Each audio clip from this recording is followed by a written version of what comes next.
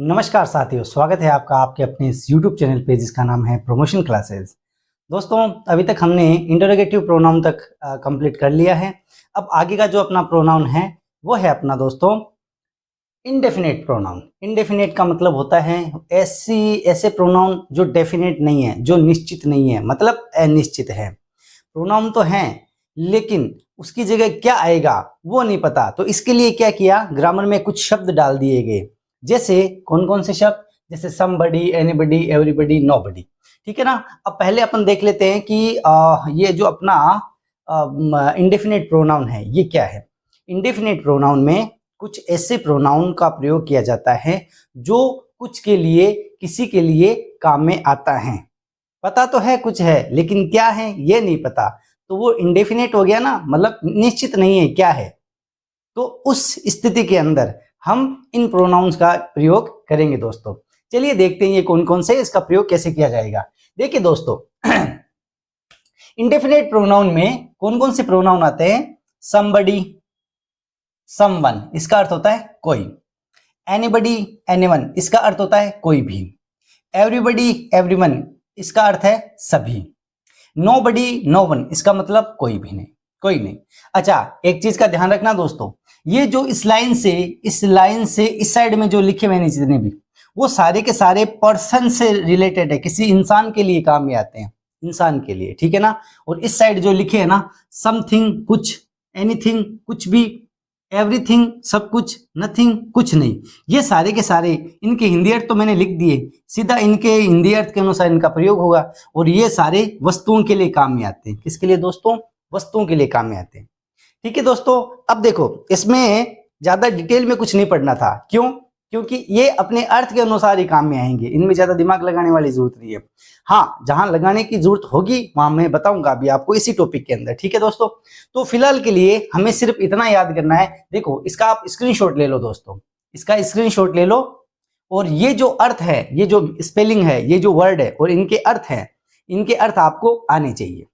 ठीक है। अब देखो दोस्तों, यहां पर क्या किया मैंने, समबडी और समवन का दोनों का ही अर्थ मैंने कोई लिख दिया। एनीथिंग और एनीवन का भी कोई भी लिख दिया। एवरीबडी, एवरीवन, इसका सभी लिख दिया। नोबडी और नो वन, इसका कोई नहीं लिख दिया। अब अपन क्या करेंगे दोस्तों, एक बार इनके उदाहरण देखेंगे। सबसे पहले क्या होगा, सबसे पहले हम इस प्रोनाउन में एंट्री लेंगे, फिर एंट्री लेने के बाद में इसको अपन विस्तार से पढ़ेंगे। तो सबसे पहले अपना काम है एंट्री लेना। एंट्री लेने का काम कहां से शुरू होगा कि अपन 3 सेंटेंस बनाएंगे दोस्तों। अपन 3 सेंटेंस बनाएंगे जिससे कि अपन इसका प्रयोग समझ पाए।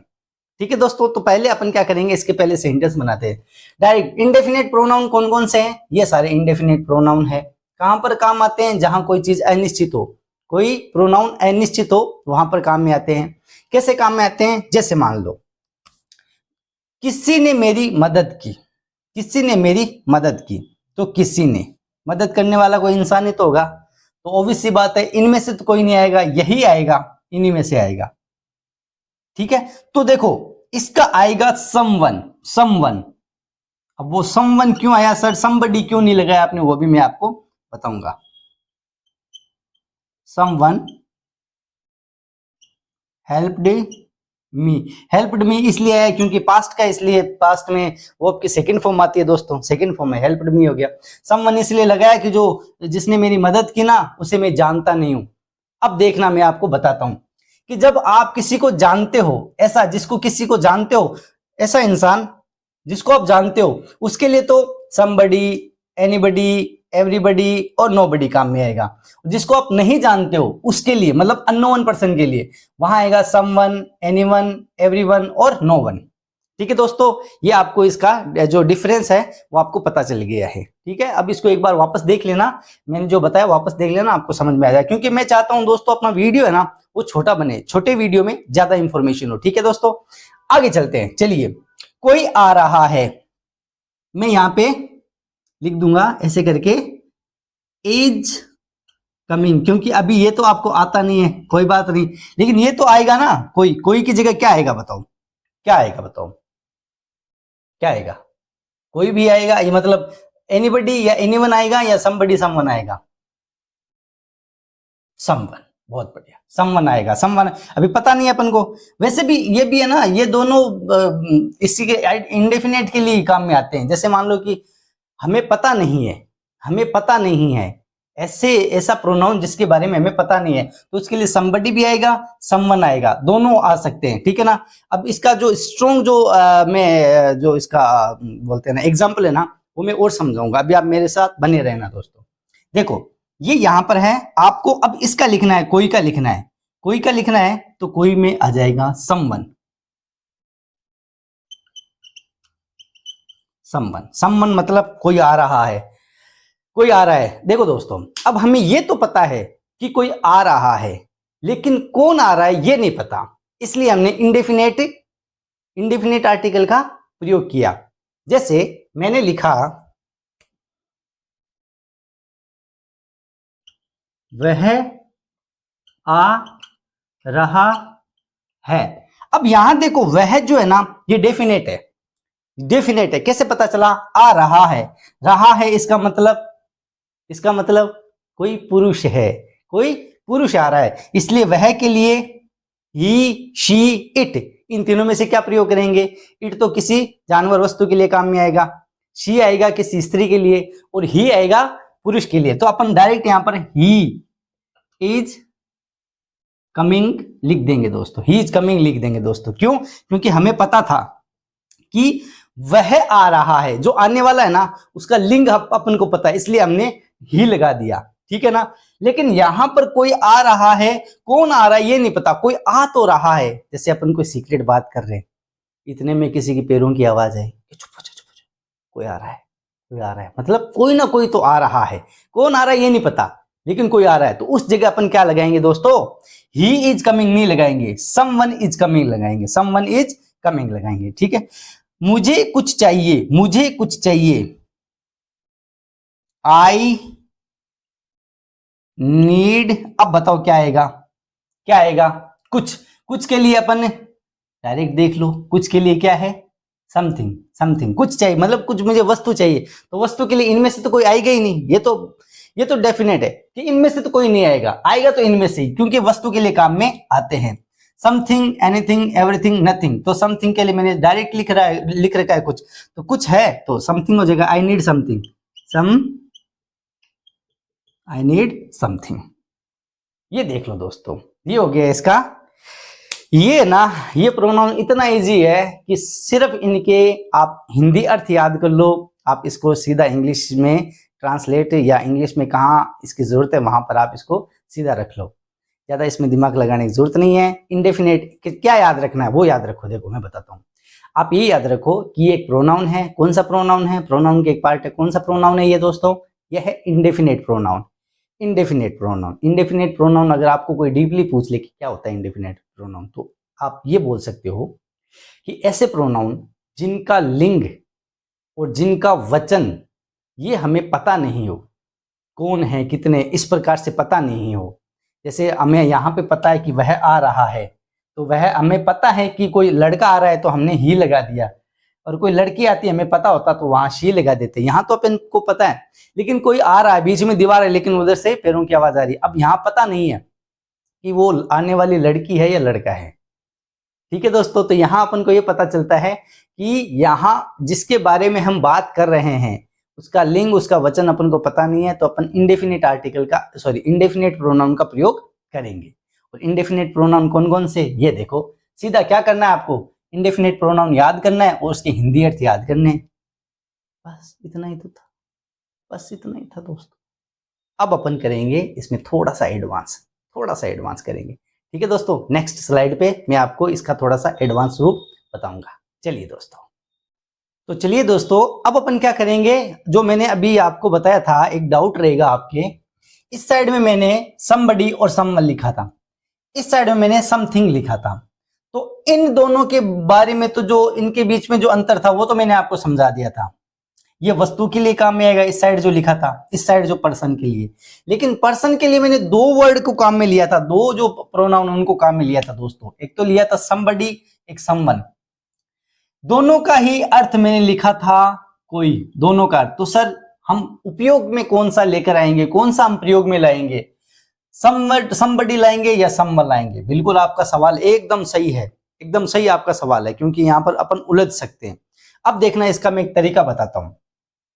बड़ी जहां पर लग जाता है, जहां पर जैसे बड़ी लग गया, तो ये स्पेसिफिक होता है, मतलब कि अपन जानते तो नहीं कोई कौन है, लेकिन है इसी क्षेत्र के अंदर, हमारे इसी क्षेत्र के अंदर। अभी देखो बताता हूं उदाहरण से। और सम वन जिसके लग जाता है, वहां पर अपन जानते नहीं है, कोई भी हो सकता है, बहुत बड़ा क्षेत्र है, उसमें अपन सबको जानते नहीं है। ठीक है, कैसे? देखो, जैसे अगर मैंने दो सेंटेंस लिखे हैं, कक्षा में किसी ने मेरा पेन चुराया और बाजार में किसी ने मेरा पेन चुराया। अब देखो, इसकी बाकी तो इंग्लिश एक जैसी बनेगी, stall my pain in the class, stall my pain in the market. ठीक है, अब देखो दोस्तों, यहां पर क्या आएगा, यहां पर क्या आएगा, यहां क्या आएगा? अब यहां मैं आपको क्लू देता हूं। क्लू यह है दोस्तों कि क्लास के अंदर मेरा पेन चुराया गया है। अब देखो कि मुझे पता तो है कि क्लास में ही किसी ने चुराया, क्लास के लोगों को तो मैं जानता हूं ना, लेकिन ये नहीं पता कि किसने चुराया है। क्लास के लोगों को तो मैं जानता हूं, लेकिन ये नहीं पता है कि किसने चुराया है। तो इसके लिए मैं स्पेसिफिक हो गया ना वो, कि ये तो छोटा सा ग्रुप है, यहीं पर किसी ने चुराया है, वो चुराने वाले को शायद मैं जानता भी हूं। समझ रहे हो मेरी बात? मतलब ये नहीं पता कि किसने चुराया, लेकिन जो पकड़ा जाएगा उसको मैं जानता हूं कि भाई या तो किसने चुराया, या इसने चुराया, या इसने चुराया। भाई 20 बच्चे हैं, 20 बच्चों में से किसी ने चुराया है, तो उस कंडीशन में अपन क्या लगाएंगे दोस्तों? समबडी। क्या लगाएंगे? समबडी लगाएंगे। ठीक है, समबडी लगाए, क्योंकि क्लास है, छोटी सी क्लास है, सबको जानते हैं, और इन्हीं में से किसी ने मेरा पेन चुराया। किसने चुराया ये नहीं पता, लेकिन हाँ चुराया, यहीं पर चुरा गया, यहीं चुराया गया है। ठीक है दोस्तों, तो वहां पर अपन क्या लगेंगे? समबडी। अब बाजार में किसी ने मेरा चुरा लिया, बाजार में तो इतने सारे लोग हैं, इतना बड़ा बाजार है, किसी को अपन जानते नहीं है, किसी को नहीं जानते, चुराया बाजार में। अब इतना तो है कि हाँ बाजार में किसी ने चुरा लिया, लेकिन किसने चुराया, इतना बड़ा बाजार है, स्पेसिफिक नहीं है, वो एक छोटा क्षेत्र नहीं है, बहुत बड़ा क्षेत्र है। तो वहां पर अपन क्या करेंगे? वहां चेकिंग भी नहीं कर सकते। अच्छा, एक बात और है, ऐसे भी समझ सकते हो आप, आपका पेन गुम हो गया, क्लास में गुम हुआ, तो आप क्या है ना, इतनी सी क्लास है, चेक कर लो, कहीं ना कहीं मिल जाएगा। इतने बड़े बाजार में कहाँ चेक करोगे ही नहीं, पेन गुम हो गया कोई बात, क्योंकि यहाँ पर अपन ये तो अनलिमिटेड है, वहां पर लोग कितने आए कितने गए पता ही नहीं। तो उस कंडीशन के अंदर अपन कोशिश भी नहीं करते उसको वापस से ढूंढने की। तो यहां पर क्या आएगा बच्चों? यहां पर क्या आएगा? समवन आएगा। क्या आएगा? समवन। क्यों? क्योंकि यहां पर मार्केट के अंदर इतने सारे लोग हैं, कोई स्पेसिफिक कोई है तो नहीं इसी क्षेत्र में गुम हुआ है मेरा अगर क्लास में होता है तो वो तो क्या भाई, अभी तो मेरे पास था, मेरे पास पड़ा था, अभी 1 मिनट पहले मेरे पास पड़ा था, मैंने 2 मिनट इससे बात की, इतने में इधर से गायब हुआ। इसका मतलब कोई बाहर का तो नहीं आया, यहीं का कोई है इंसान जिसने मेरा पेन चुराया है। ठीक है दोस्तों, ये समझ में आया ना आपको कि यहाँ पर जो मैंने लिखा था समबडी और समवन, इसका अर्थ या इसका जो उपयोग है वो कैसे किया जाता है। उसी प्रकार से जैसे मान लो समबडी हो गया, एवरीबडी हो गया, उस प्रकार से इनका, और समवन, एवरीवन, नो वन वगैरह उनका उपयोग नोट स्पेसिफिक के लिए आएगा। और इधर जिसके साथ बडी लग गया वो कोई ना कोई स्पेसिफिक होता है। ये नहीं पता कि कौन है, लेकिन इतना पता है कि इसी क्षेत्र में है, तब अपन बडी का प्रयोग करेंगे दोस्तों। तो समझ में आया कि नहीं आया? अगर नहीं आया तो कमेंट बॉक्स में लिख देना दोस्तों, मैं वापस समझा दूंगा। चलिए एक रूल और पढ़ते हैं दोस्तों इसका अगली स्लाइड में। चलिए दोस्तों, अब मैं आपको एक रूल बताता हूं। वो रूल क्या है? वो रूल है कि जब कभी भी एनीबडी के साथ नोट आ जाता है तो वो अपने आप नोबडी बन जाता है। कैसे? बताता हूं। देखो, मतलब मेरा कहने का मतलब, एनीबडी, किसी सेंटेंस में एनीबडी आया है और वो सेंटेंस नेगेटिव है, मतलब नोट आ गया उसमें, तो वहां पर एनीबडी नहीं लगाकर और नोट नहीं लगाकर नोबडी ही लगा दो, वहां पर वो आपका काम कर जाएगा। कैसे? अब यहां से सेंटेंस से समझो। मैंने लिखा anybody can do this. Anybody can do this मतलब कोई भी है, कर सकता है। ठीक है, सेंटेंस तो सही है, कोई भी है कर सकता है, तो कोई भी यह कर सकता है, इसके लिए हमने क्या किया? Anybody can do this, anybody का प्रयोग किया। सही है, यहां तक तो कोई दिक्कत नहीं, सेंटेंस अपना सही है। लेकिन अगर अपन ऐसा लिखें कि कोई भी इसको नहीं कर सकता, तो इसके लिए एनीबडी कैन नॉट लगा दिया, can not do this. Anybody can not do this, तो नोट लगा दिया, गलती कहाँ गई? हमारी तरफ से तो कोई गलती नहीं हुई सर, हमने तो कैन के साथ नोट ही तो लगाया, कैन के साथ नोट लगाया, नेगेटिव बन जाएगा।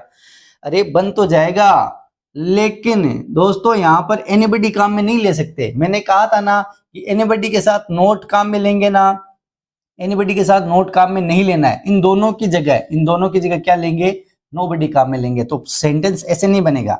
सेंटेंस अगर इसको नेगेटिव बनाना है, एनीबडी कैन डू दिस, कोई भी यह कर सकता है और कोई भी यह नहीं कर सकता है, मतलब इसका नेगेटिव बनाना है, तो ये सेंटेंस नहीं बनेगा, इसका ये बनेगा nobody can do this, nobody can do this. अब आपका सवाल, सर यहाँ नोट तो आया नहीं तो नेगेटिव कैसे बनेगा? अरे सुनो, देखो नोबडी, नो वन और नथिंग, ये अपने आप ही नेगेटिव है, ये अपने आप में नेगेटिव है। ये जिस सेंटेंस में आ जाते हैं ना, उस सेंटेंस को अगर नेगेटिव बनाना है, देखो जैसे किसी सेंटेंस को नेगेटिव बनाना है, उस सेंटेंस में डायरेक्ट ये काम में ले लो, ये काम में ले लो, डायरेक्ट ले लो, नोट मत लगाओ उसके अंदर, ये काम में ले लिया ना, इसका मतलब ऑटोमेटिक वो नेगेटिव बन चुका है। दोस्तों समझ में आया आपको? चलो तो यहां देख लो, तो इस सेंटेंस में नोट नहीं आया कहीं भी, लेकिन नोबडी आ गया, नोबडी आ गया, इसका मतलब ये ऑटोमेटिक नेगेटिव हो गया और सेंटेंस का अर्थ हो गया नोबडी कैन डू दिस, कोई भी यह नहीं कर सकता, कोई भी यह नहीं कर सकता।